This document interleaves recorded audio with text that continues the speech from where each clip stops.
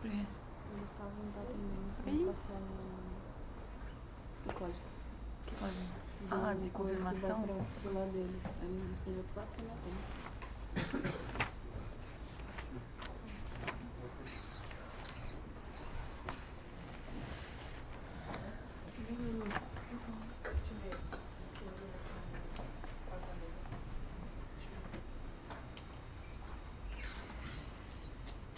Então, amores, semana passada a gente combinou de hoje estudar os 8 versos.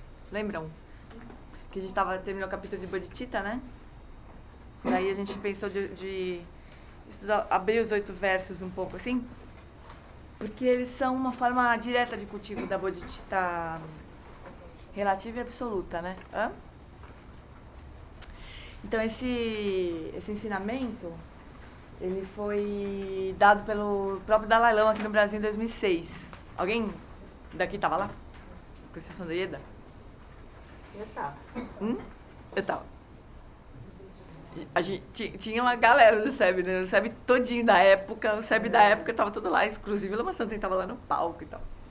E foi a coisa mais linda, foi no Zulai. Esse ensinamento foi no Zulai, né? Eles montaram um palco, assim, maravilhoso, ali na frente na escadaria, exatamente.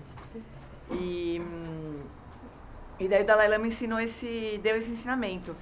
Está no YouTube esse ensinamento. Se vocês procurarem, eu acho que Dalai Lama, 8 versos, alguma coisa assim, tem lá no YouTube a gravação, né, desse ensinamento. E os 8 versos, eles são um tipo de ensinamento, uma categoria assim, de ensinamentos que se chama Lojong, né? Lojong significa treinamento da mente, propriamente, né? Mas é um treinamento, assim, que não significa só treinamento da mente, né? Tem uma tradução que acho que o Alan Wallace faz, que é treinamento de atitude, né? É uma forma de transformar a atitude que a gente tem frente à vida, né?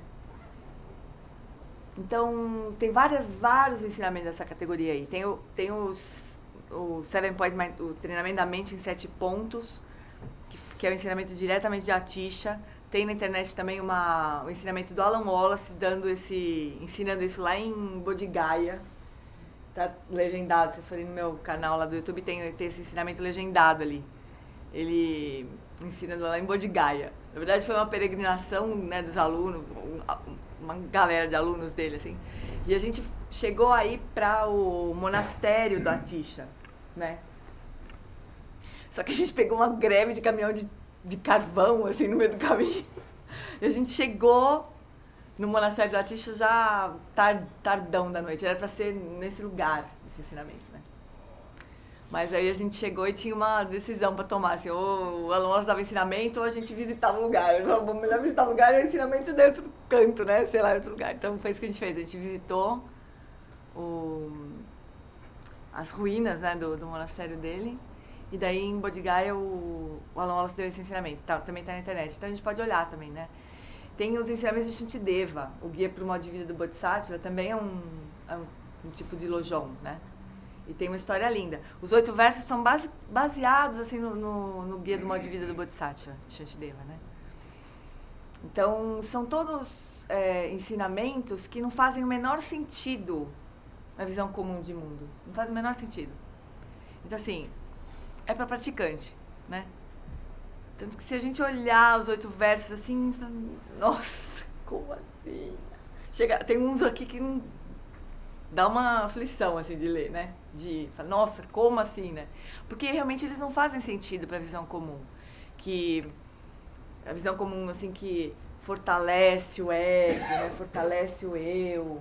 E vamos lá, vamos vencer, vamos, né? Não combina de nenhum jeito. Então, eles podem ser meio estranhos, assim, quando a gente lê, né? O Guia para o Modo de Vida do Bodhisattva, do Shantideva, é maravilhoso. A gente tem uma tradução que chama o Guia para o Modo de Vida do Bodhisattva mesmo, só os versos, né? Mas não tem nenhum comentário traduzido dos ensinamentos de Shantideva. Então, eles não são fáceis, assim, a gente lê aquilo e não é muito... A gente não entende direito, a gente fala, isso aqui deve ser para monge. Para mim, se o Shantideva vivesse nos tempos de hoje, acho que ele falaria uma outra coisa, né? Porque eles não fazem muito sentido mesmo, se a gente for pensar no senso comum mesmo, né? Então, a gente precisa de comentários, né? De mestres que dão que abrem aquilo assim pra gente, né?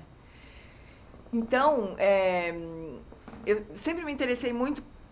O primeiro livro que eu li do Alan Wallace foi Budismo com Atitude, né? Que é o comentário do treinamento da mente em 7 pontos. E eu me encantei com aquilo. Foi o primeiro texto, assim, que eu... né? Que causou, assim, pra mim, né? Falei, nossa, que coisa diferente essa, né? Que coisa mais diferente, que lindo isso, né? E os comentários, eles são super importantes, porque os textos raiz, como esse aqui, por exemplo, eles são muito, muito fechados mesmo, são muito meio que herméticos mesmo. Então, a gente precisa dos comentários.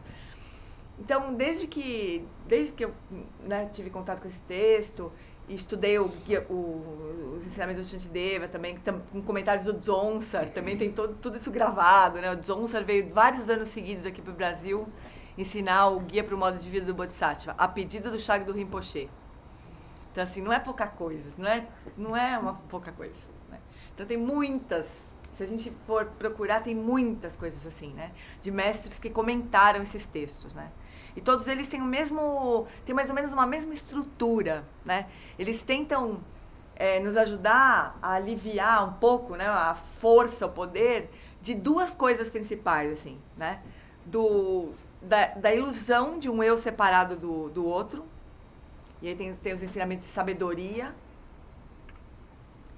E a ilusão de que é preciso sustentar esse eu. A gente precisa alimentar, nutrir, proteger, né, esse eu separado, né, em detrimento dos outros. Então isso é mega arraigado para nós. Assim. Não faz nem sentido. É lógico que eu vou cuidar de mim. Como assim que eu não vou cuidar, né? Melhor eu... Sabe aquela coisa antes dele do que eu?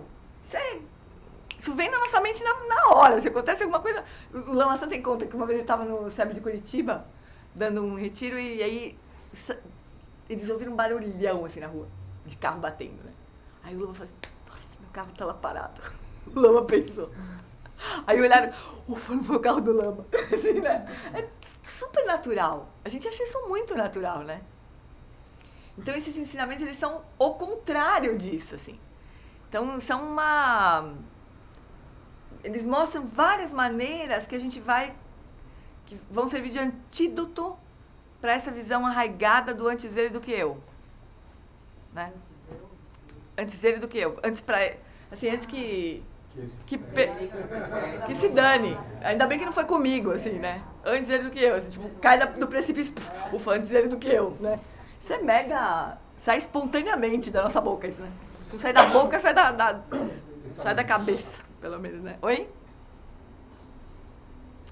Então, são esses dois probleminhas básicos que a gente tem, né? Essa delusão da separatividade, assim, e a consequência que já que é separado, então eu preciso proteger aquilo que é meu, eu e o grande eu, né? Eu e minha família, eu e os meus amigos, né? Tipo São Paulo, grande São Paulo, né? Então tenho eu e o grande eu, né? Que é mais ou menos extensão.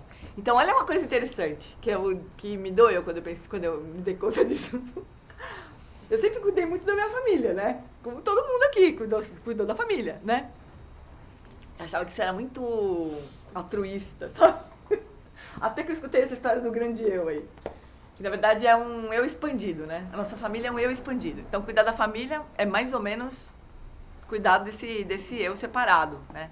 Que é uma expansão da noção do eu separado também. Então, a gente tem essa escolha, né? Em termos de caminho, assim. A gente pode continuar fazendo as coisas do jeito que a gente sempre fez, tudo bem.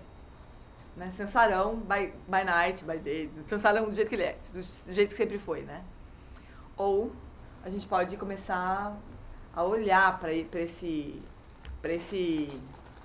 que nos prende, né?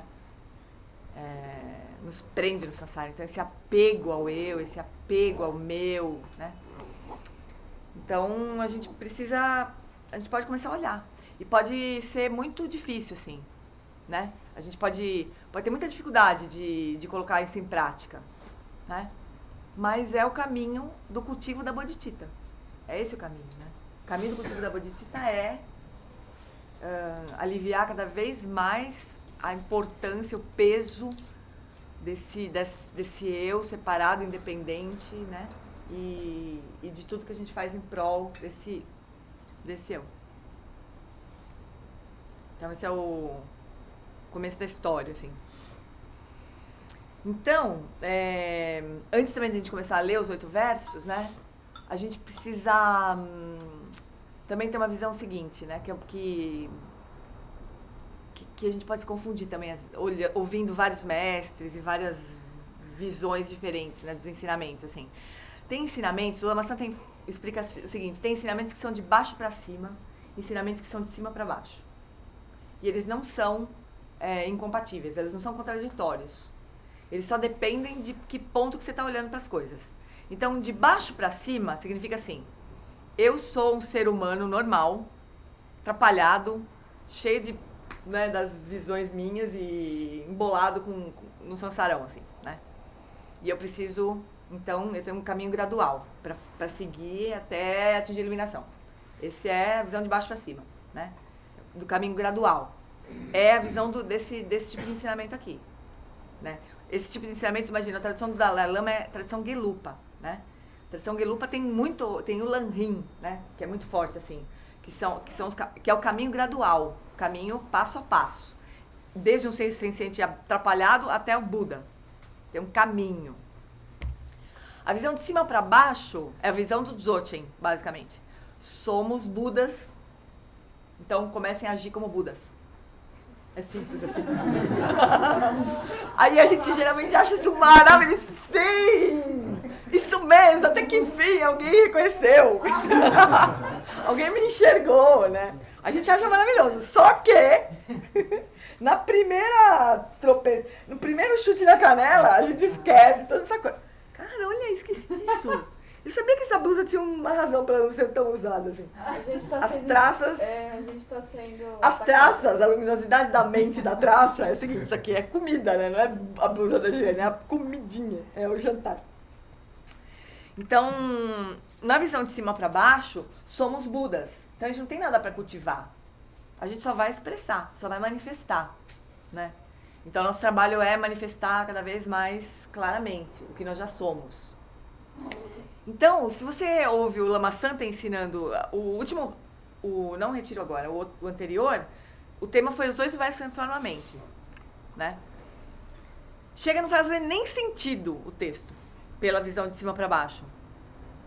Porque, afinal de contas, isso é tudo óbvio. Tudo que está sendo prescrito aqui nos 8 versos que transformam a mente é óbvio para um Buda. O Buda vai agir assim, claro que vai, né?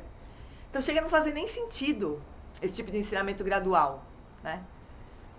Mas a gente pode aproveitar esses ensinamentos de cima para baixo e compreendendo como é que os Budas agem, afinal de contas. Então eles expressam as 5 sabedorias. Então se a gente quiser entender como é que os Budas agem, é estudar as 5 sabedorias. A gente pode estudar depois. Semana que vem eu vou estar no retiro, né? Quando a gente voltar, a gente pode estudar as 5 sabedorias para olhar como seria de cima para baixo, né? A ação dos Budas, assim, de cima para baixo, seria a expressão das 5 sabedorias, das 4 qualidades incomensuráveis, espontaneamente, sem nenhum tipo de condicionamento. Aí quando a gente começa a ver, você fala, puta, mas não consigo. Não é sempre que dá, né? A gente pode achar. Assim. Às vezes eu... Tá, mas... É isso, o primeiro chute na canela que a gente levar vai ficar difícil. Expressar amor, né, compaixão, vai ser difícil. Então a gente também pode, sem que haja uma incompatibilidade, assim, a gente também pode ir trabalhando de baixo para cima, né? Até que a gente chegue num ponto que aquilo se expressa naturalmente, né?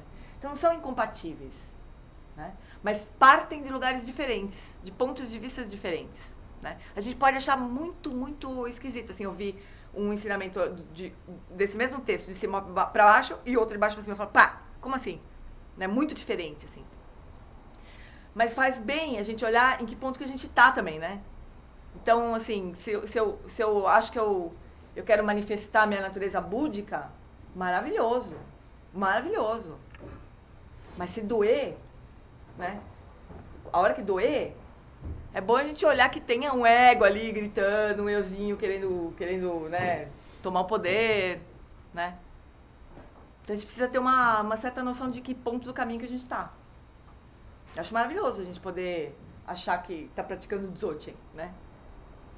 Só que quando a gente tomar uma fechada no trânsito e tirar metade do corpo fora para xingar o motorista que se fechou, pode ser que você se dê conta que aquilo não é exatamente a manifestação da natureza última, né? A gente não está exatamente nesse momento, né? Então a gente pode se beneficiar de ensinamentos assim, né? Então a gente vai olhar os 8 versos Transforma a Mente nessa visão gradual. E aí... Oi, amor. Aí a gente tem o retiro do Lama Santen passado, de abril, de cima para baixo. Então é legal também ver o retiro. Talvez, viu, 2, semana que vem e a outra, talvez vocês pudessem ver o retiro, né, do Lama. O Wellington. Foi o de abril, porque o abril foi 14 conselhos. Não foi 14, não foi de abril, foi do ano passado, acho que setembro do ano passado, né? Bem lembrado, verdade, de setembro do ano passado. Acho que é também legal ver como é que seria, né, a abordagem de cima para baixo desse mesmo ensinamento, né? A gente tenta fazer o Lama falar de baixo para cima, mas não dá. Ele não faz isso. Não adianta, a gente pede. Lama, dá pra você ensinar os 8 versos? Ah, sim, então. Todos temos a natureza búdica. Somos livres. E aí acabou o ensinamento, não tem mais graça, né? Falar dos 8 versos somente. Acabou, ponto, entenderam? Agora vocês acham como Budas, né? Mais ou menos assim. Então a gente vai ver de baixo pra cima e a semana que vem vocês estudam de cima pra baixo, tá bom? Combinado, assim. Começa a estudar, né? Daí segue depois. Não, são 2 semanas que eu vou estar fora, né? Podem assistir. Sei lá, assistir os trechos, ver até onde vai, assim. Ou também, se não der tempo de estudar tudo aqui juntos, cada um pode estudar depois na sua casa. Tá disponível, né? No YouTube. Então, o primeiro verso é assim, ó. Com a determinação de alcançar o bem supremo em benefício de todos os seres sencientes. Quem quiser acompanhar, tá na página 39 da Sadhana. Com a determinação de alcançar o bem supremo em benefício de todos os seres sencientes, mais preciosos do que uma joia mágica que realiza desejos, vou aprender a prezá-los e estimá-los no mais alto grau. Tem uma questão, quando a gente estuda bem, assim, outros mestres falando sobre os 8 versos, tem uma questão também de tradução, sabe? Então, por exemplo, no livro que eu mais estudei, assim, que eu mais estudei do Dalai Lama mesmo, chama Transforming the Mind, né? A forma como ele coloca esses versos é assim, que eu, com a determinação de alcançar o bem supremo em benefício de todos os seres sencientes mais preciosos que uma joia mágica que realiza desejos, possa eu aprender a prezá-los, estimá-los no mais alto grau. Tem um possa eu, sabe? É como se fosse uma prece. Eu acho super bonito também, assim, sabe? Então tem uns detalhezinhos de tradução entre as várias versões dos textos, do mesmo texto, que também é legal a gente ver.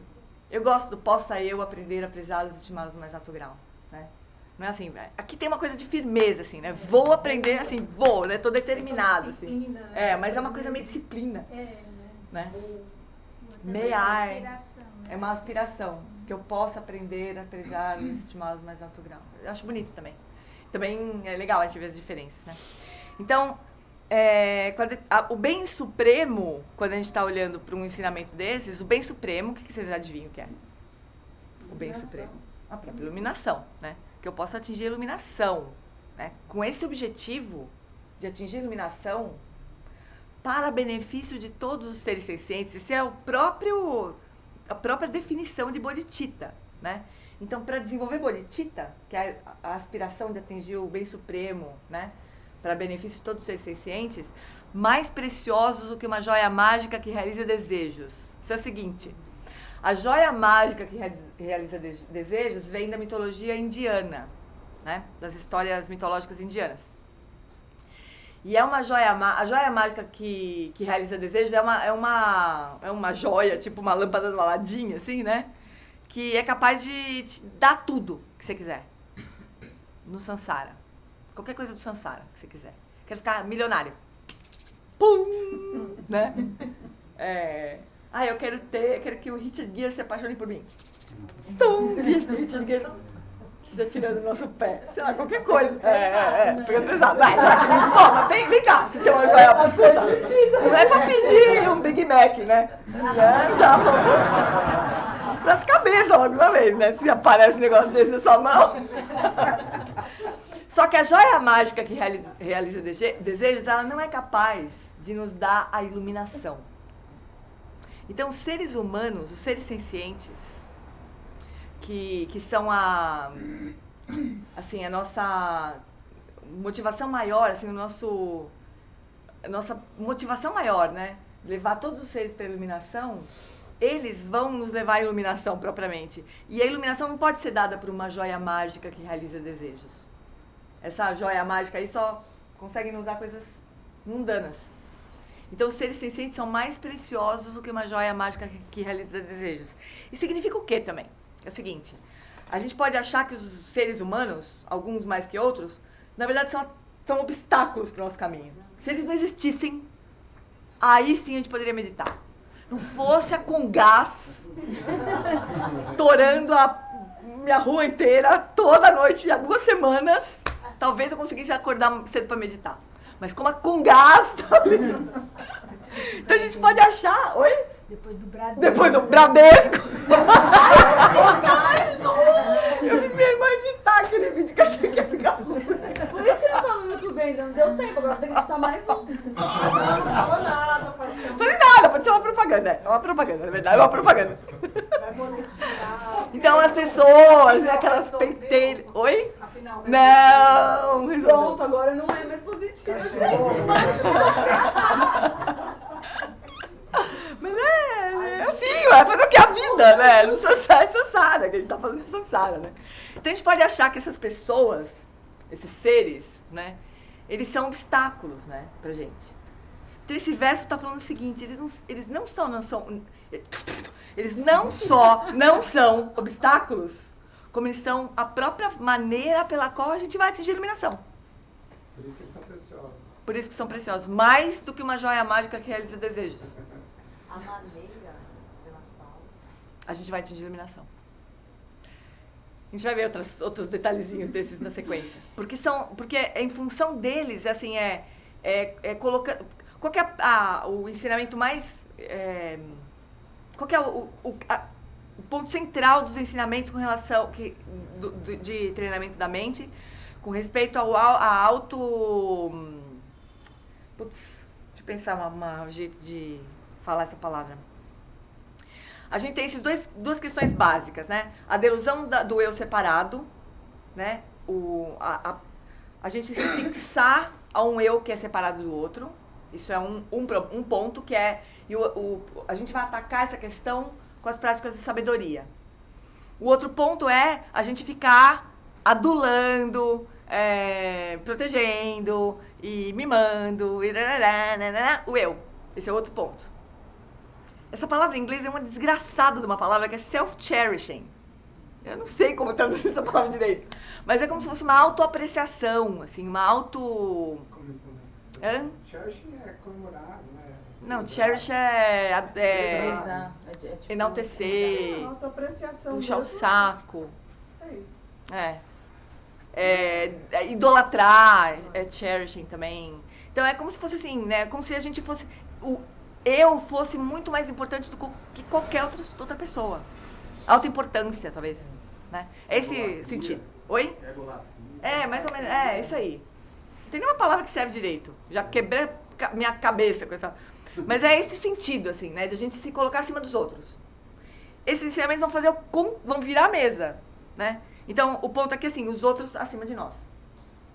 Isso pode doer, especialmente numa cultura que tem uma tendência meio brabeira a culpa, né? A baixa autoestima. Então, é uma coisa complicada, assim, né? De a gente medir, assim. Mas diz a Tenzin Palmo, ela coloca ela vai dar uma pavimentada nisso, assim. Pra gente abrir mão do ego, ele precisa ser saudável. Isso eu acho bem legal. Ela fala o seguinte, se a gente tiver uma feridinha na mão, por exemplo, né? Um dodóizinho na mão, todo mundo vai pôr o dedo naquele dodói. Parece que o mundo inteiro descobriu que você tem um dodói na mão. E todo mundo vai lá e vai beliscar, vai picar. Se você não tem nada na mão, sua mão tá perfeitinha, assim, você nem lembra que tem mão, né? Então você consegue abrir mão da mão, né? Mesma coisa o ego, a Thaís Palmo fala. Então sempre tem um ego mal resolvido, mal colocado, né? Mal trabalhado.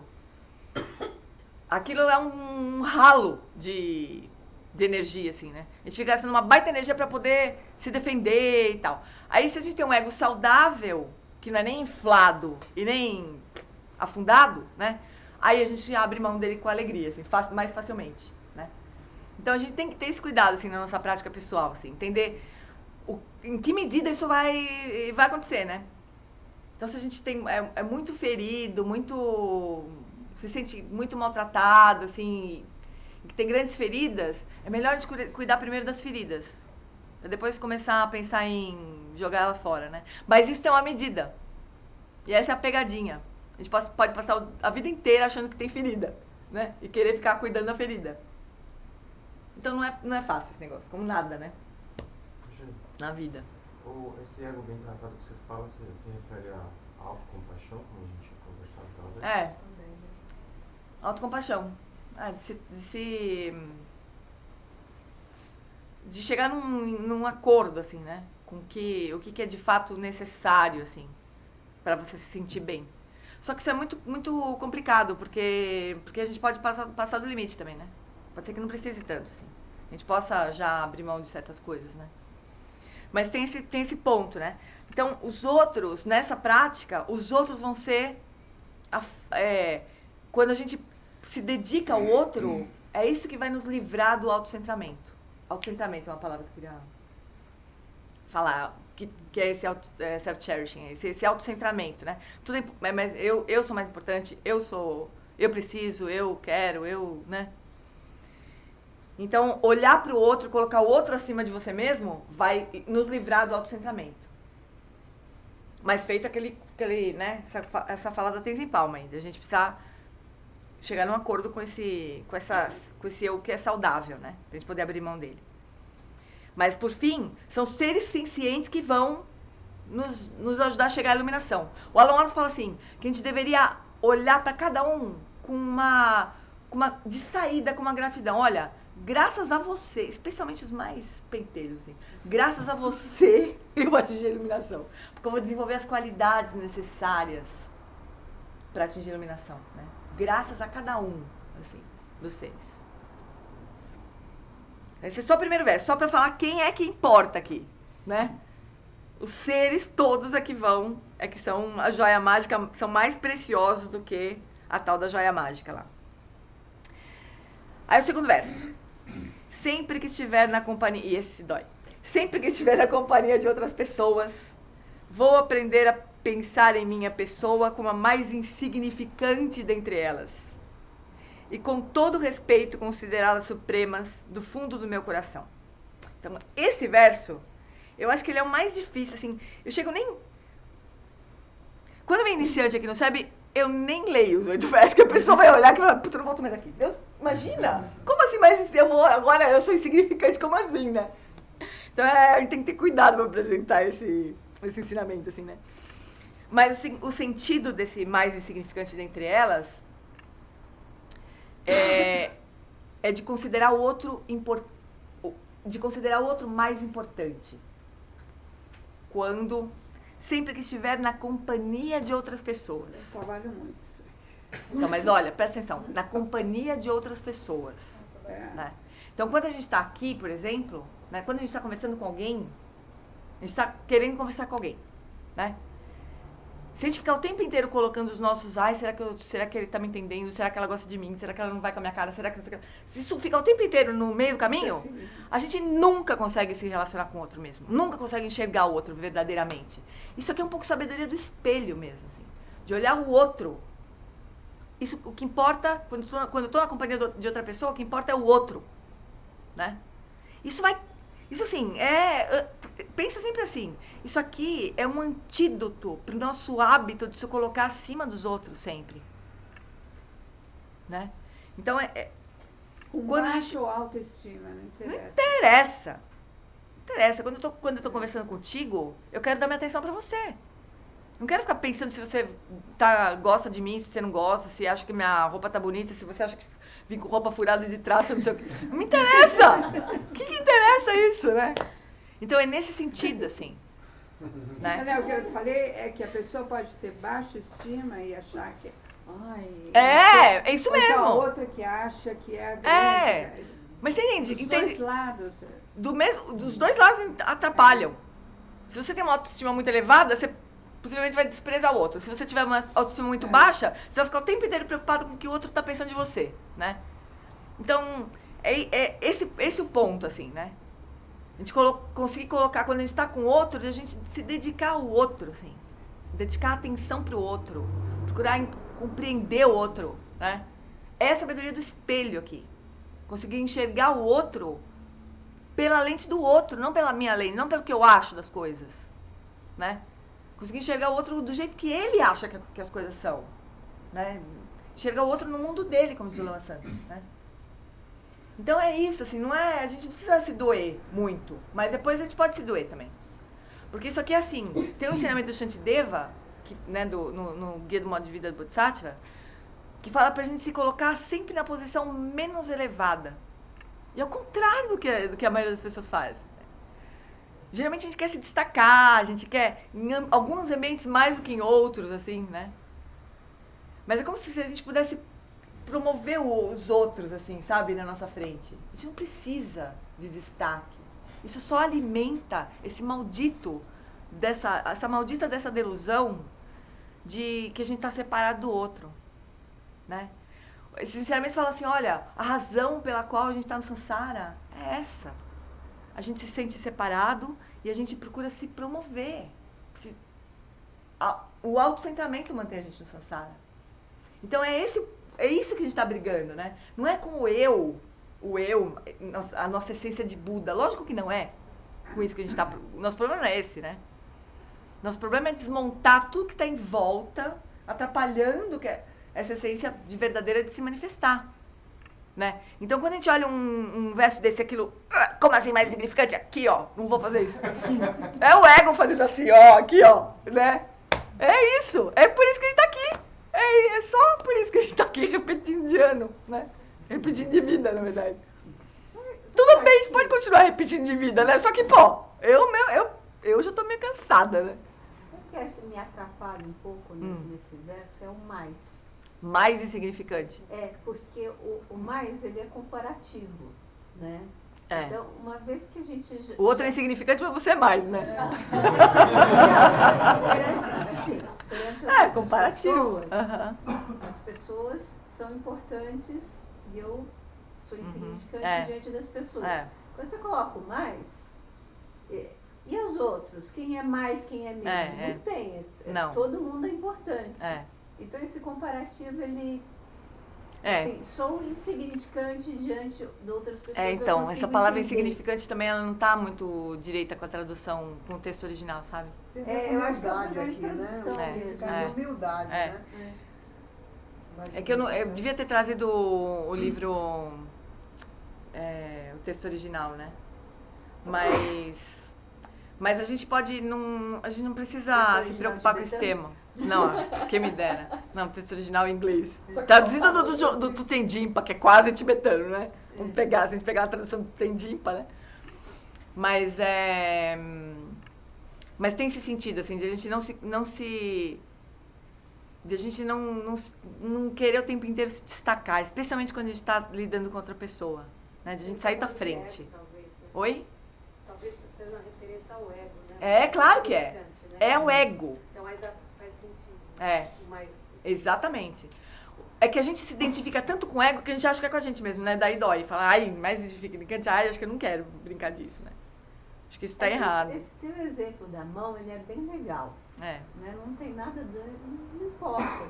Não é mais nem menos. É simplesmente isso aqui não importa. Isso aqui eu posso deixar não de importa. lado. Exatamente. Isso não tá no... Não tá na agenda, né?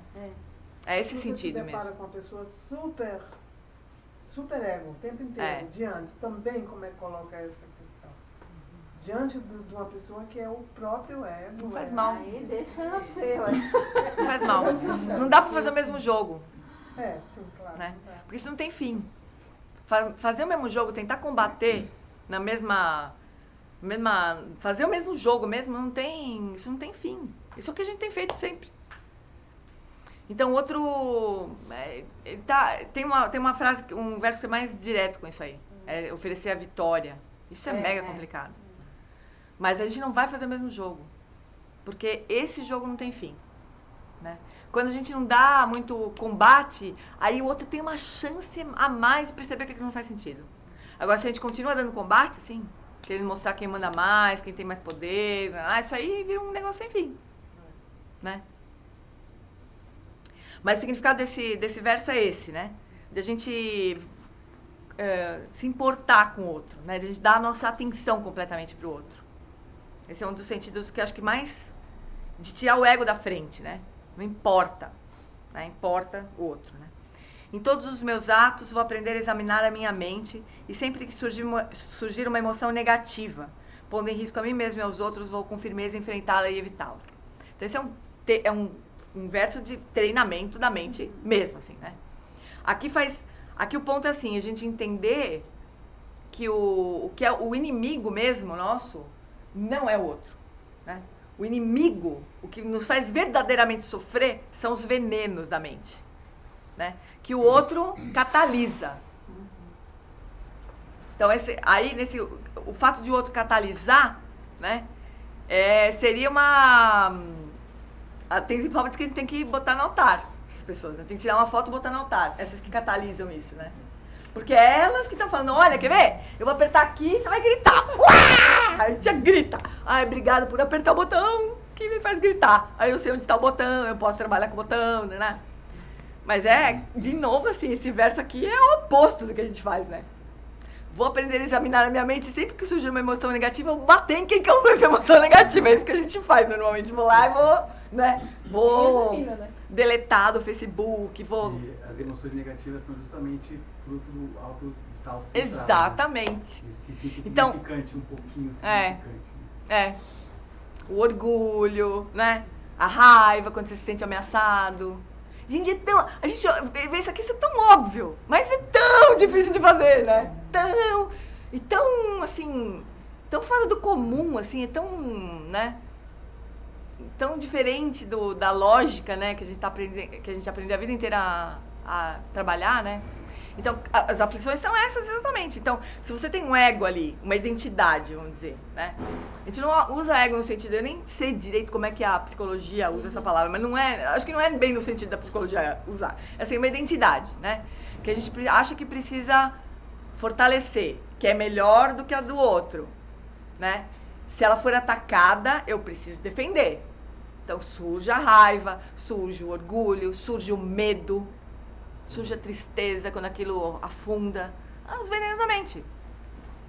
Agora, esse verso assim, responsabilize-se pelos venenos da sua mente.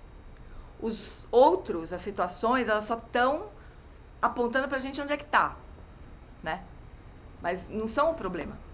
Pelo contrário. Acho que tem uma coisa delicada entre, assim, quando a gente escuta o termo emoção negativa, a gente associa um monte de coisas. Não necessariamente só o que é veneno, né? Mas também a gente pode imaginar que a tristeza é uma emoção negativa, das aflições diversas. Aqui, na verdade, seriam aflições da mente, né? A tristeza é... Putz, a tristeza é um negócio sério na visão budista. Mas aqui seria mais especificamente mesmo os venenos da mente, né? A raiva, orgulho, inveja, raiva, orgulho, desejo, apego, né? Competitividade, os venenos dos 6 reinos ali, que vão jogar a gente dentro de um reino, né? Mas quando o que a gente faz normalmente e que a gente consegue ver, a gente passa a vida inteira fazendo isso, encontrando as razões, né? Para quem que a gente pode apontar E quem que a gente pode culpar pelo que acontece com a gente? Hã? Tipo blame game, né? Você fica o tempo inteiro culpando o outro, procurando culpado, né? Então, não é esse o ponto, né? Então, nesse sentido, os seres são mais preciosos que uma joia mágica que eles desejam mesmo, porque é eles que vão apontar pra gente onde é que tá a nossa fragilidade, né? Onde que vai doer, onde é que a gente vai pular, onde é que a gente vai virar o Hulk, onde é que vai... Então e ao mesmo tempo, assim, é um trabalho interno, né? A gente precisa se familiarizar com a nossa mente, a gente precisa se familiarizar com como que a gente funciona, né? Toda a minha vida, ultimamente, tem sido me dedicar a esse terceiro verso, assim, basicamente, né? Com Cultivating Emotional Balance, viu, Carolina? Então, é um programa que é feito para isso, basicamente, né?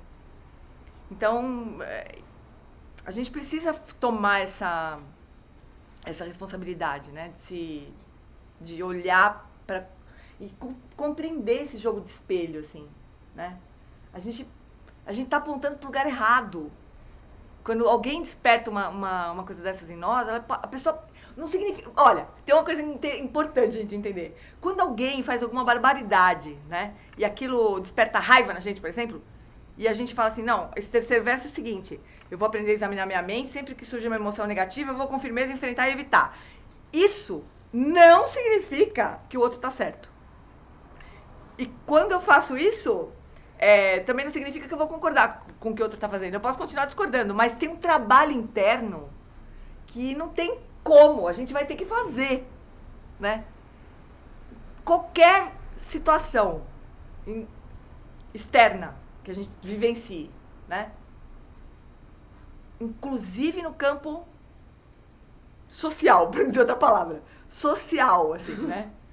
Toda situação externa, onde a gente está vivendo, momento histórico, tudo mais. Tudo isso desperta uma série de coisas em nós, né? E com isso a gente tem que lidar.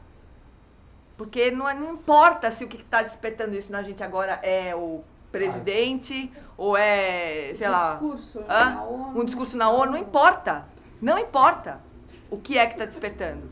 O fato é que o botão está ali, né? E não importa quem está apertando, nosso problema é cuidar do botão, não é quem está apertando.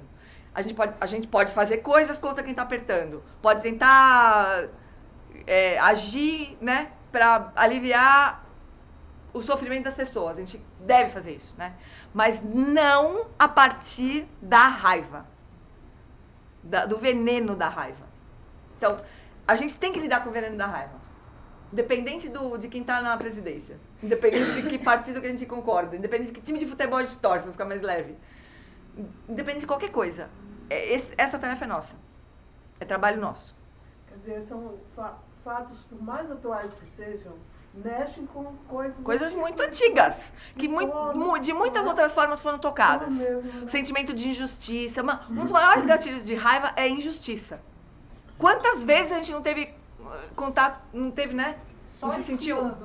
Só esse ano. Mas se a gente pensar. Mas peraí, se a gente pensar antigamente, quantas vezes a gente já não se sentiu mal por estar se sentindo injustiçado ou por ver outras pessoas injustiçadas? Quer dizer, não é uma coisa nova, né? Ou no momento atual, pode ser que algumas coisas estejam apertando os botões, né? Mas o botão antigo, né? Então a gente tem esse trabalho interno como praticantes, sabe? Agora, Gê, tem uma outra coisa aqui nesse verso, quando ele fala isso, né? Eu vou enfrentá-la, né? E evitá-la. Uhum. E aí esse evitar, eu já me debati muito com essa. Porque as orientações é isso que você está falando. Você tem que lidar com isso, né? Uhum. E aí muitos mestres orientam, não, você senta e fica com aquilo, né? Então, quer dizer, esse evitar, às vezes dá um sentido. No início eu parecia que eu falava assim, não, vou pensar em outra coisa, né? Não é isso. Né? É quase uma escapar daquilo. E, no entanto, não funciona. Eu comecei a entender que tem várias formas, Carol. Mas tem várias estratégias que a gente pode usar, né? O Shantideva, ele fala assim, quando você tiver... O Dalai Lama fala o seguinte, se alguém fizer uma coisa pra você ficar com raiva, e achar que você vai partir pra cima da pessoa, sai correndo. No sentido contrário. Porque qualquer coisa que a gente fizer com base naquele estado mental e que causar mal pro outro, só complica a nossa vida. Né? Em termos kármicos, né? Então é melhor a gente sair correndo. Se não puder fazer nada. O Shantideva fala assim, haja como um pedaço de pau. Ou seja, não haja. Um pedaço de pau. Espera passar. Né? Espera passar. É esse o sentido. Evitar isso, né? Aprender a lidar. E tem várias estratégias. Pode ser que, assim, pode ser que na emergência aquilo, né? você vai precisar lidar com aquilo. Agora, evitar é assim, evitar desastres, né? Evitar as consequências negativas, né? Ação. Aí tem várias formas de fazer isso. A menos sofisticada é suprimir. A menos sofisticada e o que mais custa fisiologicamente pra gente. É a supressão. Mas às vezes é a única possibilidade. Melhor agir com um pedaço de pau do que fazer alguma coisa que vai custar mais caro depois. Né? Que vai arrastar o outro pro inferno junto com você. Né? Então, a recomendação é essa, não faça nada. Naquele momento. Né? Enquanto a emoção estiver te intoxicando. Né? De novo, não tem nada a ver com não agir depois. Ou não tomar uma ação quando você tiver suas faculdades mentais recuperadas. Né? Porque quando a gente está no meio de um episódio emocional intenso, a gente está completamente, momentaneamente enlouquecido. Assim, não é? Quem já teve um episódio raro, não sei se já aconteceu com vocês, assim, mas a gente está momentaneamente... Tomado por aquilo. Tomado. Se você evita, é uma ação também. Né? É uma ação. E é mais inteligente, assim, de não fazer nada com base naquilo. E de novo, assim, é completamente contra a nossa cultura latina, né? De não levar desaforo pra casa, bater o levou e agir, eu sou assim mesmo, eu sou, como é que é, autêntica. Não, você tá tomando refúgio no karma. Quem tá no comando é o karma, não é você. Quem tá no comando é o karma. Toda vez que a gente age com base numa emoção negativa, numa aflição da mente, a gente está obedecendo, fazendo prostração pro karma. E a gente acha que isso é liberdade. Olha que doideira, né? A gente acha muito, muito livre poder fazer o que quer. Não é o que quer, é o que o karma tá mandando a gente fazer. É uma coisa muito diferente, né?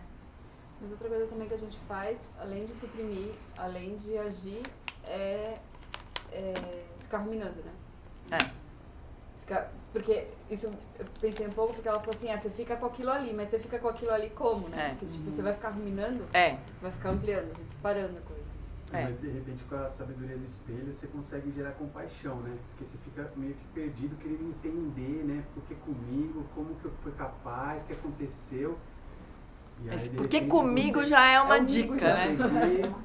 Se colocar na mente da pessoa e falar, nossa, no fundo ela está sofrendo tanto, está tão confusa que ela foi capaz de gerar essa dor, né? E se eu devolver mais dor, ela vai gerar mais dor. Vai ficar... A gente vai ficar atirando lodo na cara um do outro. Né? É isso aí. Quarto verso. Vou prezar os seres que têm natureza perversa. E aqueles sobre os quais pesam fortes negatividades e sofrimentos, como se eu tivesse encontrado um tesouro precioso, muito difícil de achar. Só pra gente ter uma noção da coisa da tradução, como é que funciona. Essa palavra perversa, no ensinamento do Dalai Lama, não é perverso que tem ali. É desagradável. E o exemplo que ele usa é assim, pessoas que têm... que a gente sentiria repugnância, sabe? Então, doentes, ou física ou social, assim, né? Mas, assim, natureza perversa não faz o menor sentido no budismo. Ninguém tem natureza perversa. As pessoas têm natureza de Buda. Então, faz sentido esse termo aqui, né? Então, não é nem natureza nem é perversa, na verdade. Mas é isso, assim, pessoas que nos causariam afastamento, repulsa, aversão. Então, a gente vai pegar essas pessoas, né? O Dalai Lama usa a Madre Teresa de Calcutá quando ele explica esse verso, no ensinamento que vocês vão ver no YouTube. Ele usa o exemplo da Madre Teresa de Calcutá, que pegava aquelas pessoas doentes, que eram jogadas no lixo, né? Porque ninguém queria ver, assim. Pegava, cuidava, beijava, e aquela coisa maravilhosa, né? Então é isso, são seres que nos causariam aversão, né? Ou seres que pesam fortes negatividades e sofrimentos, assim, as pessoas mais confusas e enlouquecidas do planeta, né?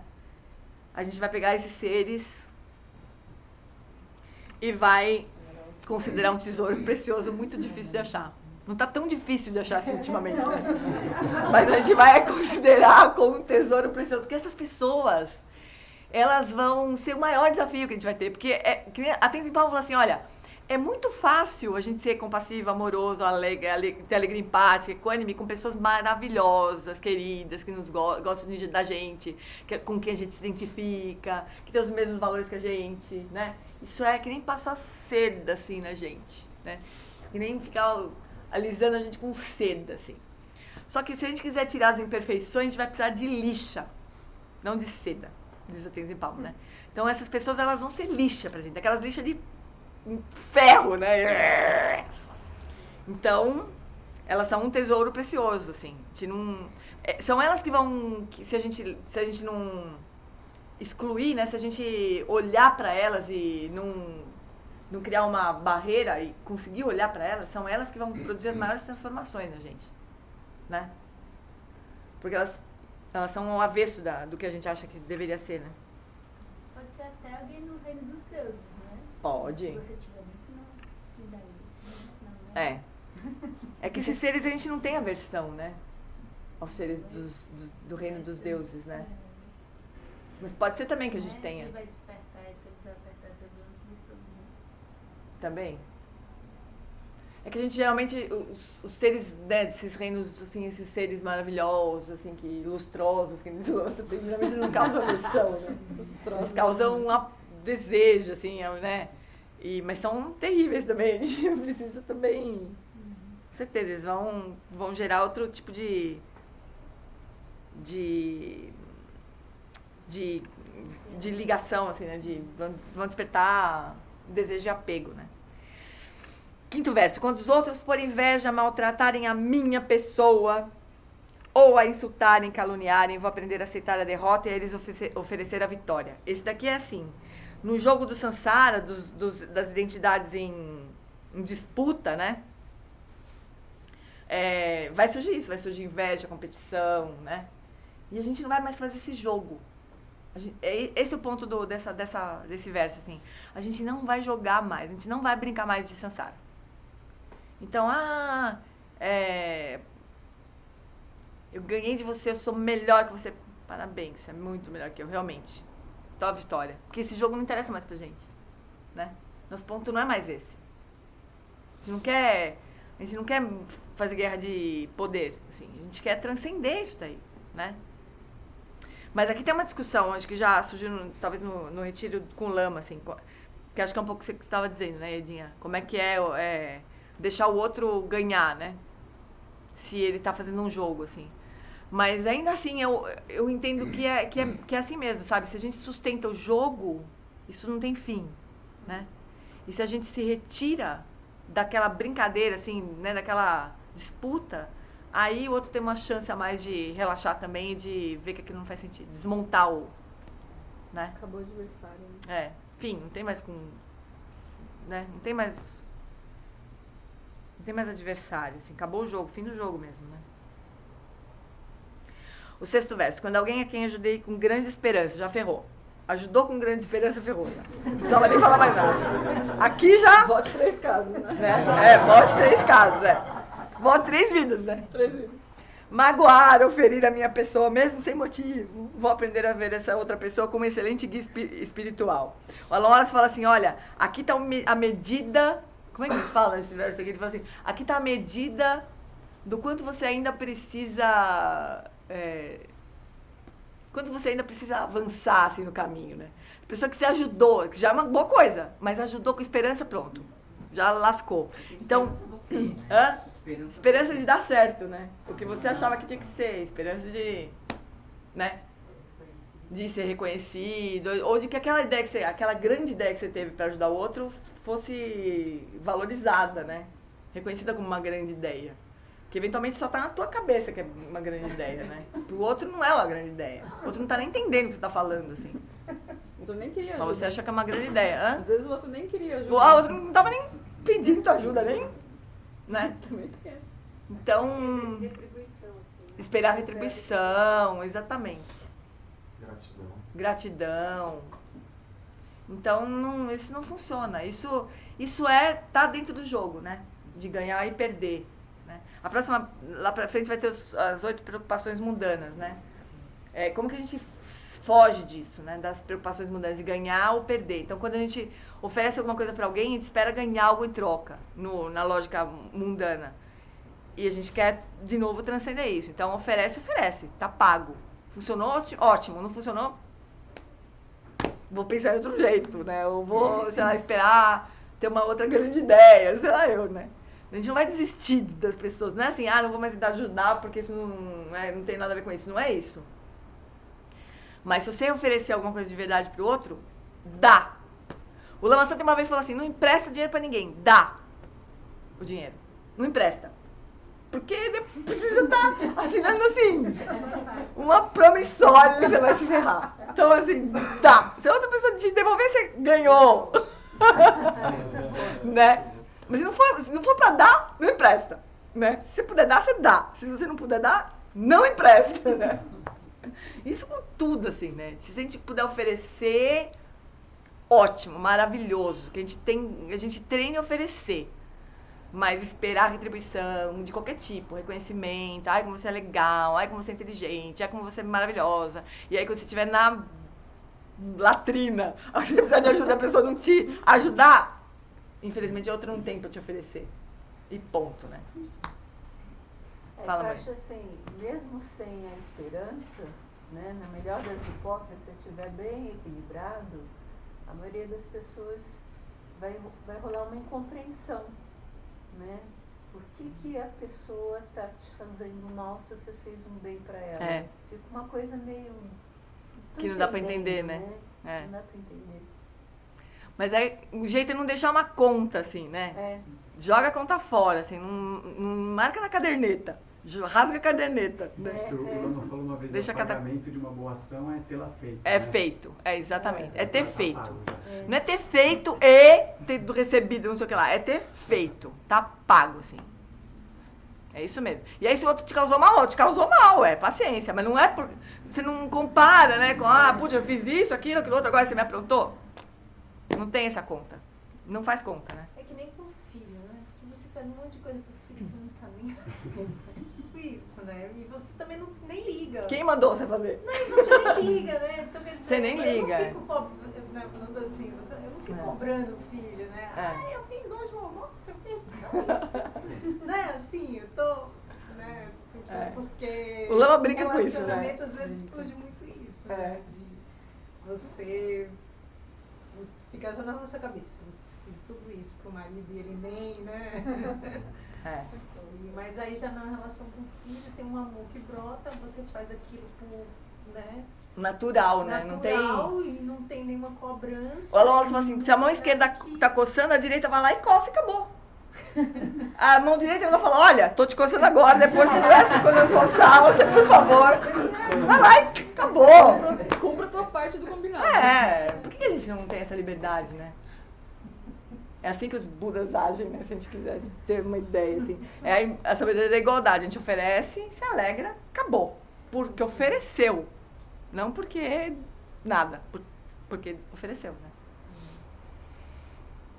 Então é isso. Ajudar com grande esperança tem jogo dos 7 erros aqui. É um verso pra cada a mais, né? Como assim? O primeiro, você fala assim, mas e as pessoas assim? Então, as pessoas assim, é o segundo. Tá todo mundo contemplado. Mas e as pessoas? É o segundo, é o terceiro. Mas e é o quarto? Tudo mais e. Tá tudo contemplado, não falta nada. Quando você pensa, já tá ali. Aí o 7º, né? 7º verso. Em suma, vou aprender a oferecer a todos, sem exceção, toda ajuda e felicidade por meios diretos e indiretos, e a tomar sobre mim em sigilo todos os males e sofrimentos daqueles que foram minhas mães. Aqui, classicamente, esse 7º verso aqui, ele tá falando da meditação do Tonglen, né? Que é oferecer tudo que você tem de bom, mesmo que seja na sua mente, assim, né? Que é um antídoto pro apego, assim. Isso é uma prática muito interessante. Quando a gente tá curtindo alguma coisa legal, né? A tendência natural é, isso aqui não acaba nunca, né? Ai, que isso aqui, não sei o quê. Esse aqui é um antídoto, é assim, que todo mundo possa experimentar a mesma coisa que eu estou experimentando agora, que isso seja, né, sei lá, que isso seja disponível para todo mundo, né, que isso se espalhe, que o amor, sei lá, tudo, qualquer coisa que a gente esteja experimentando de bom, né, oferecer. Isso é um antídoto direto pro, que medo de perder, né, pro apego, assim. E o contrário, quando o outro está sofrendo, né? Essa prática também é o contrário do que a gente faz normalmente, do antes dele do que eu, né? É tomar para nós, assim. Então, o exemplo mais perfeito para isso, de novo, é a mãe, né? Com o filho. Uma mãe com filho, eu não tenho filho, mas eu consigo imaginar. E é a explicação que ela não dá também, né? A mãe com filho, se o filho estiver doente, se a mãe pudesse, ela pegava aquilo para ela. Se tivesse essa possibilidade de trocar de lugar, trocava. Sem nem pestanejar, assim, né? Trocava. Então, essa disposição, assim, né? De trocar de lugar com outro que está sofrendo. O que não significa que isso vai acontecer. Então, as pessoas têm pavor dessa prática de Tonglen, porque elas falam assim, não é possível, minha vida já tá um inferno. Se eu vou pegar tudo que tá dando errado na vida dos outros também, que isso, amor? Que eu não vou aguentar, né? Então pode virar uma aflição, né, essa prática. O Lama Santen não ensina a prática de Tonglen, ele ensina a Metta Bhavana. Então se você achar que a prática de Tonglen é too much, Metta Bhavana, não tem problema. Pode ser também. Oferece o amor e que você se livre de sofrimento. É que o Tonglen é mais hardcore, assim. Assim, eu troco de lugar contigo, eu ficaria feliz em trocar de lugar contigo. Isso não é para os fracos. Isso é Bodhisattva PhD, né? PhD de Bodhisattva, porque trocar de lugar com quem está sofrendo... Mas o ponto não é... Você não vai trocar de lugar. Primeiro, você não vai trocar de lugar, né? Mas cultivar essa disposição em trocar de lugar com quem está sofrendo, que esse karma amadureça em mim, porque assim, não vai acontecer nada com a gente. Não... a coisa do ego, né? Essa palavra é ruim, mas... De novo, as identidades, assim, né? Não é a nossa essência que vai ser aniquilada naquilo. São as identidades que vão ser aniquiladas naquilo. É tudo que não é. Do que a gente, por fim, vai precisar se livrar mesmo, né? No fim da conta, a gente vai precisar abandonar qualquer identidade que a gente tente sustentar, né? Então é isso, a gente vai trocar as identidades de lugar e a gente vai sair livre delas, na verdade, né? Não tem uma aniquilação nesse processo, né? Mas a prática do Tonglen tem que ser bem entendida, assim, né? Então, quando o aluno se conduz a essa prática, ele faz assim, a gente fez aqui, quando a gente estudou compaixão, quando a gente estava estudando compaixão, mas a prática com o aluno ensina assim, imagina que no centro do teu coração tem uma luz, uma fonte inesgotável de amor e de compaixão. Inesgotável. É a sua essência. No centro do teu coração. Né?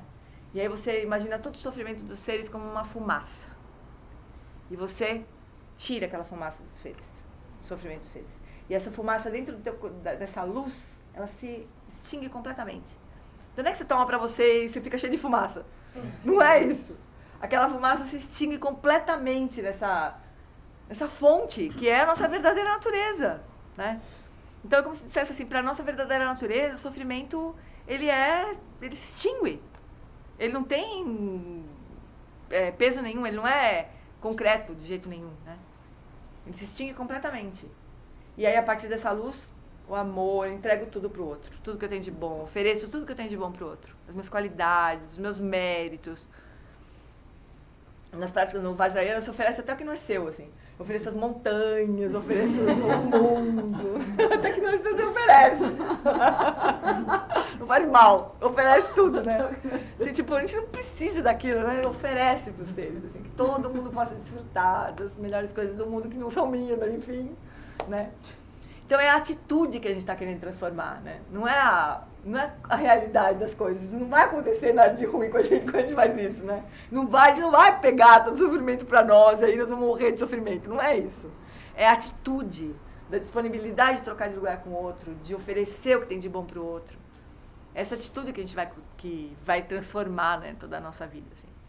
E a gente vai fazer isso sem essa história de assim, tentar ganhar elogio e não ser criticado, né? As preocupações mundanas. A gente não devia deixar a nossa prática espiritual ser contaminada pelas preocupações mundanas dessas, né? De querer ser elogiado, não querer ser criticado, gostar de ganhar, não gostar de perder, querer que tudo dê certo, que nada dê errado, né? Não ser criticado, ser famoso, não ser ignorado. Então, na prática espiritual, se isso entrar, ferrou. Aí virou sansarão. Materialismo espiritual, sansarão espiritual. Tem duas partes que aparecem, né? Que é por meios diretos e indiretos e em sigilo, né? Não é pra ficar falando pra ninguém, assim. Olha como eu sou foda. Não é pra sair por aí. Shut up. Não faz conta que você é a mesma pessoa. Às vezes até sem o outro saber, né? Sem o outro saber. Melhor que se o outro não souber. Até porque, eventualmente, vai ser só mental mesmo, né? Vai ser prática, vai ser. Conheço uma pessoa que ela diz das dores mais difíceis para mim tomar, e falando em causas, assim, causas sociais. É a dor, é a causa indígena. Ela diz que não consegue encarar aquilo ali, que é muito para ela. Porque é muito cruel? O que é? Então, não, tem coisas que a gente... Nossa. Eu nem entro porque eu não consigo. Tem muitas coisas que a gente não consegue nem olhar, né? Essas coisas são muito difíceis mesmo. Mas não é pra gente se afundar, né? Essas práticas não é pra gente se afundar. É pra gente desenvolver cada vez mais uma confiança na natureza de todos os seres, né? A gente também não pode... A gente não pode solidificar muito o sofrimento do outro também, né? A gente precisa tomar um pouco beber um pouquinho do Dzogchen, assim. Por fim, os seres têm natureza livre mesmo, né? A natureza de ninguém está sendo ameaçada. A natureza de Buda, de ninguém está sofrendo coisa nenhuma. É um sonho. Então, às vezes, é bom a gente lembrar disso também, né? Porque senão a gente solidifica demais o sofrimento também. É muito pesado, é horrível mesmo, né?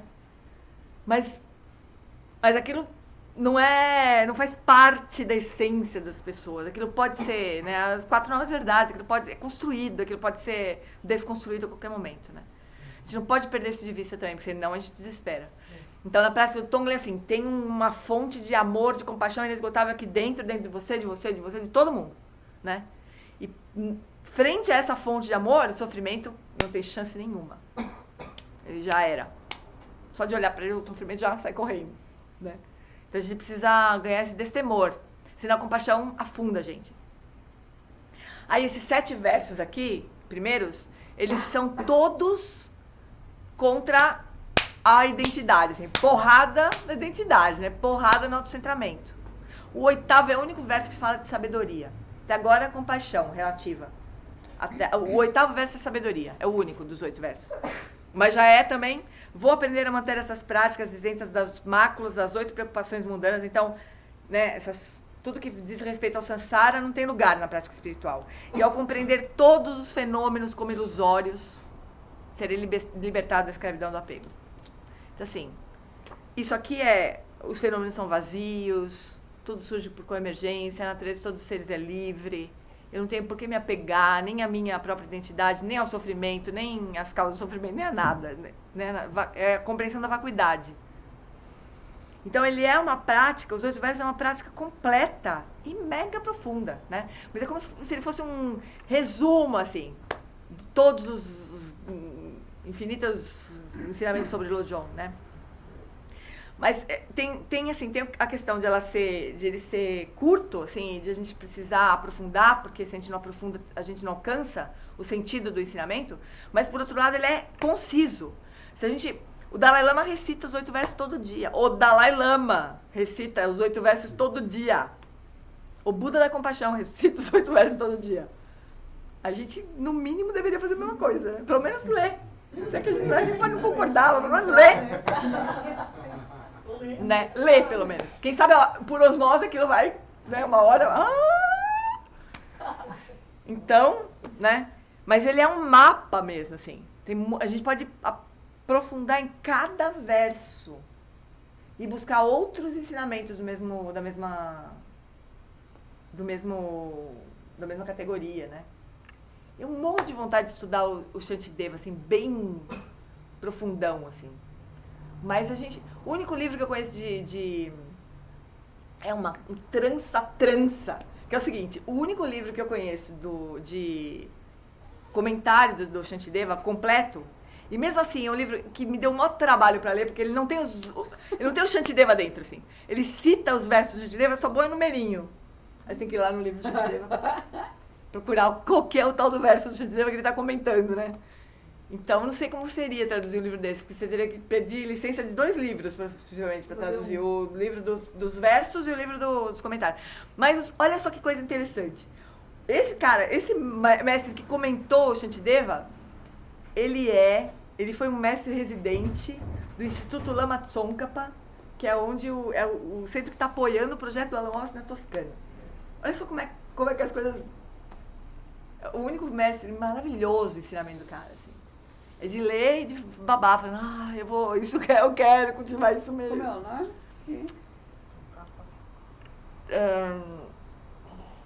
Então. É Tobden-Yesh, uma coisa assim. Mas eu posso te passar a referência do livro. Uma história super bonita que tem no começo do livro, né? Eles contam essa história. Que ele foi contemporâneo do Geshe Rapten, que era professor do Alan Wallace, né? Então é uma fonte muito importante, assim. Mas não tem tradução, se a gente fosse estudar esse texto, teria que traduzir ali na hora, assim. Difícil. Mas assim, os 8 versos, eu acho que é assim, sabe? Ele é uma porta de entrada para esse universo desses ensinamentos de treinamento da mente, sabe?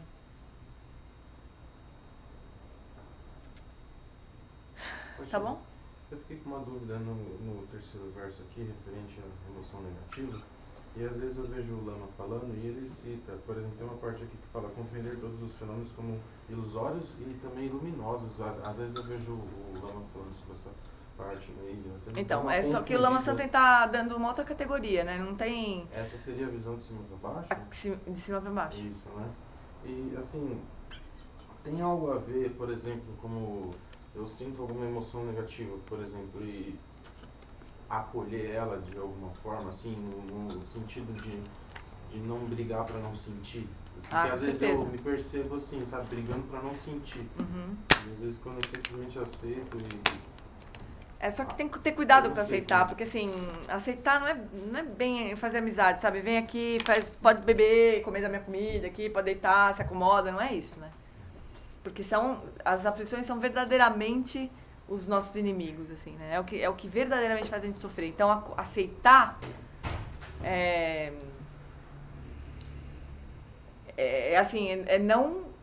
não fazer de conta que não tá ali e não tentar abafar, né? É olhar para aquilo, assim, direito, né? Mas não falar assim, vem cá, você faz parte de mim, querida, isso mesmo, e vamos continuar amigos para sempre, né? E você vai continuar mandando em mim, não é isso, né? É olhar, é não tentar afastar, não tentar suprimir, mas não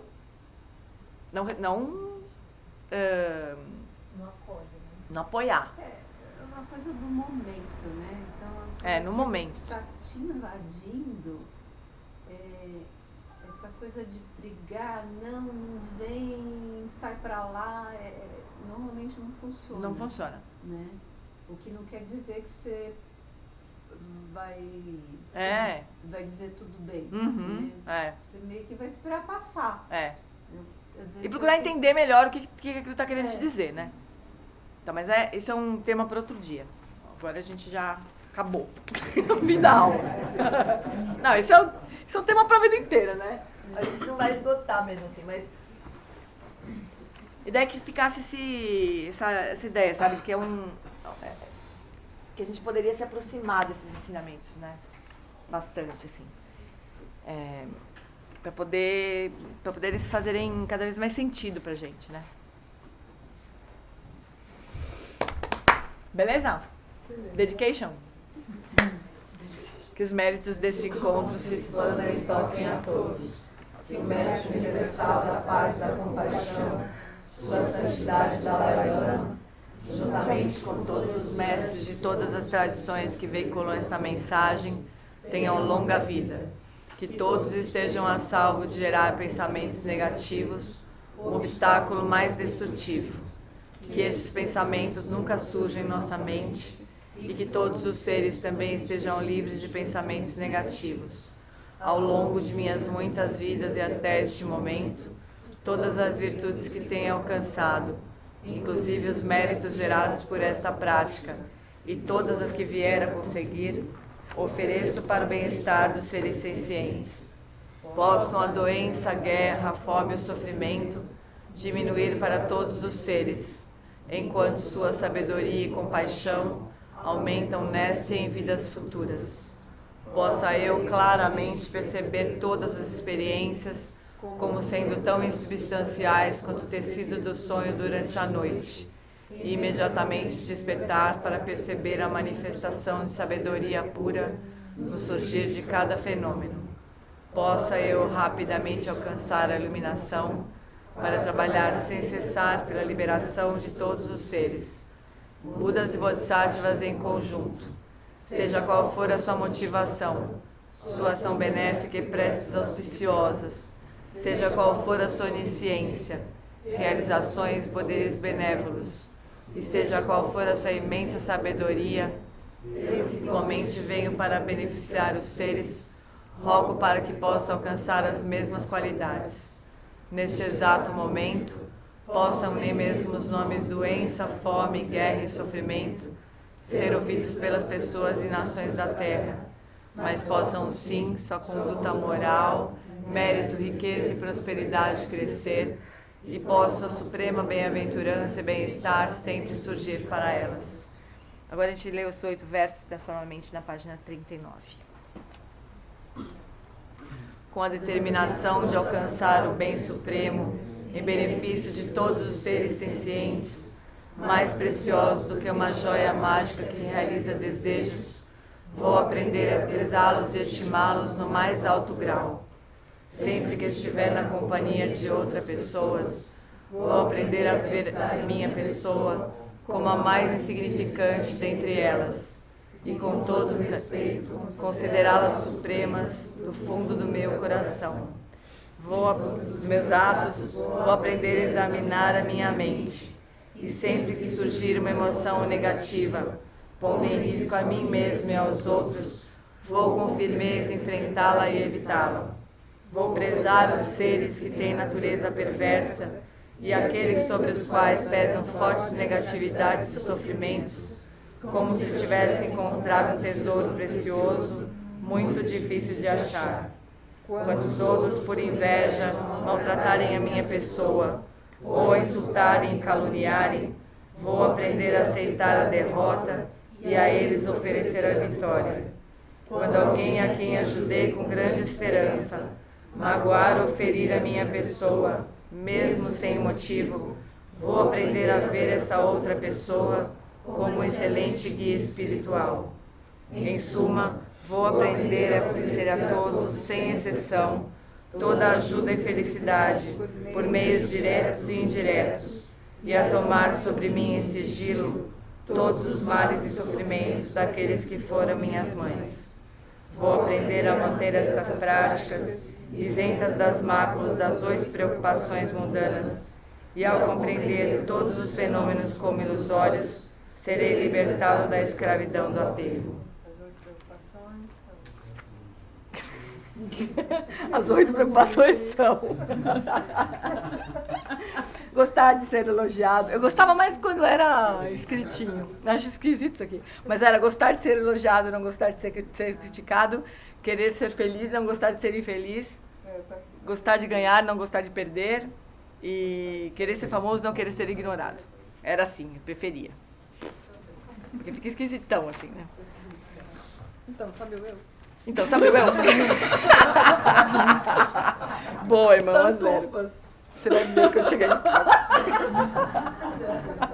Eu tô devolvendo, na real. Pra esse longa vida da Dalai Lama. Página 40. No reino cercado por anéis de montanhas nevadas, você é sem exceção uma fonte de todo benefício e felicidade. Poderoso Avalokitesvara, Senhor da compaixão, Tenzin Gyatso, que seus pés de lótus permaneçam firmes por centenas de eons. Garira Ekore Jinka Supanda Dewa Malu Juene Cherezigua Tenzin Gyatso Jape Kauje Bardu Tenjurchi Garira Ekore Jinka Supanda Dewa Malu Juene Cherezigua Tenzin Gyatso Jape Kauje Bardu Tenjurchi. Prece longa vida ao Lama, página 41. Você recebeu sua herança, as bênçãos da instrução iluminada da linhagem suprema. Você cuida de mim e de outros amorosamente nesses tempos de essência. Lama de grande bondade, possa você usufruir de uma longa vida e que as aspirações esplêndidas que você tem em mente possam ser realizadas. Donju Gompe Jin La Papo Toda Sonye Drotsewe Jesum Drinchen La Mekutse Tatene Mejuntu Cheje Doyon Drusho Donju Gompe Jin La Papo Toda Sonye Drotsewe Jesum Rinchen la me kutseta tene me junto cheje doyon drusho. Última prece na página 43. 45, desculpa.